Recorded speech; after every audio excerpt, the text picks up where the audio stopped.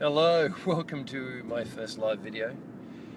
Look, I just wanted to touch base with a few people out there and tell them about where I started with property education and what made me take those first few steps to changing my life and doing something that I always felt that I was really interested in, which was property development. First off, I think of myself way back then, like 9 years ago, working in a job. I like what I did because I was good at it. I was a cameraman and I was filming and I was organising crews. The only problem was that I felt that even though I could make the money, I was really scared about investing, and I didn't want to lose that money that I'd worked so hard making. I think it's very hard sometimes for entrepreneurs when they realise that they put so much effort and time and energy into making their wage or their money that you're almost really careful about how you're spending it. So when I first looked into property education, because it was something that I was passionate about, and I saw a good friend of mine, Till, doing really well in it, and thought, hey, I'd really love to do that, but so scared, because you hear both sides of the stories. You hear people losing money and you hear people making money, but more often the media is going to show you people losing money. So I had investigated a lot and looked at a lot of different people that I wanted to maybe study with or learn from. I'd read those magazines. I'd asked a lot of people about it. I'd heard people lose money, make money. So I heard all these arguments. And then I thought, look, what I really want to know is someone that's had a bit of success, but also someone that connects with people from an emotional point of level. So someone that could actually adapt to my emotions too, and the kind of fear I had when I first got into doing education for property.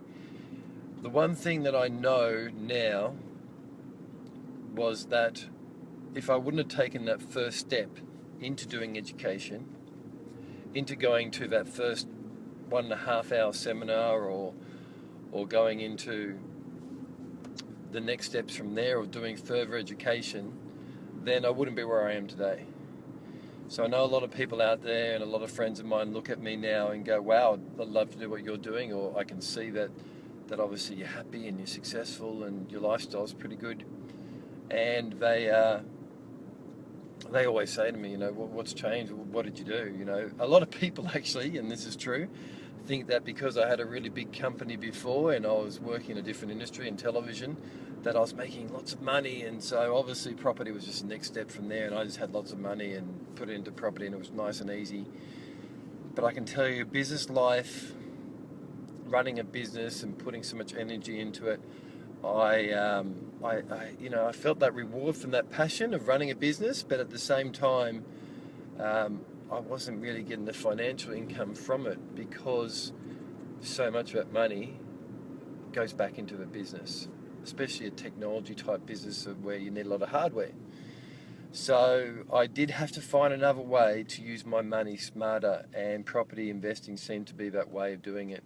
I know that if I wouldn't have taken the first step in myself, the first action to say, hey, I need to do something for myself now instead of everyone else, then I wouldn't have gone to that first 1.5 hour intro conference that kind of made me think about, okay, hang on a second, is there a better way for me to be investing my money and my time, and should I go and re-educate myself? I mean, that means stop partying. That means, going and dressing up and going into a hotel room and sitting down there and listening to someone, and that whole one side of your head's going, oh, don't let them rip me off, and the other side of your head's going, but I really want to change. So all I can say to people out there that are kind of on the verge of thinking, hey, maybe I'd like that lifestyle, or what was the first thing that makes you change your steps and your actions towards your future? It is simply going in and looking at what you're interested in, which people out there are doing things that you might be interested in as well, and which people have had some success in that, and following them and going to those conferences and those intro nights, and and going to a few of them, not just one of them, going and seeing different people and seeing who you gel with and seeing who you think has kind of touched something in you. So you go in there and you go, hang on, I'm going to be open-minded. That's number one rule, open-minded first. And secondly, go in there and just look for people that resonate with what you want to do. Because if you go into somewhere and you think, look, this person, I don't feel the energy from them, or I'm not feeling like that's the right direction I want to go in, then just keep trying a few other people, and eventually you'll find someone that you gel with, which is what happened with me. I'm a very accounts type person. I like the numbers to be right. I like someone who has done a lot of research. So for me, Dipna Boholt was the perfect pick when I first started out. And continually she's been my mentor now for 9 years. And so don't ever give up going and looking at conferences. Don't ignore what your friends say. I know it seems like, oh, you're a seminar junkie, or, you know, what are you doing listening to some person that's going to rip you off. Forget all that out of your mind and just focus on what you want in life. You're the only one that can make the decision.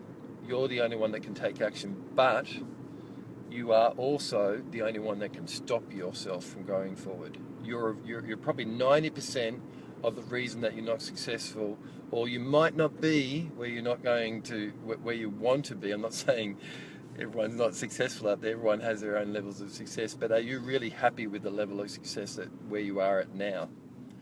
And I think that's the main thing that you need to consider. And if you think there's more of you, that you think you've got more energy, more time, that you actually could be more value, then keep going to those conferences with an open mind.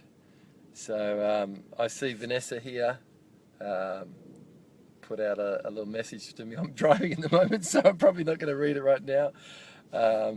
Lynn, Josh, wow, there's a lot of people out there. I see a lot of people coming in live now.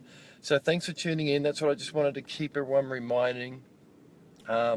If you haven't gone to a seminar or a conference in a while, this is your reason now to go back and remember what your dreams were, and just remember that you're the only one that inhibits your success sometimes. So thanks very much. See you later. I'm off to one of my sites. Double check that the plans got delivered to the right place. Bye.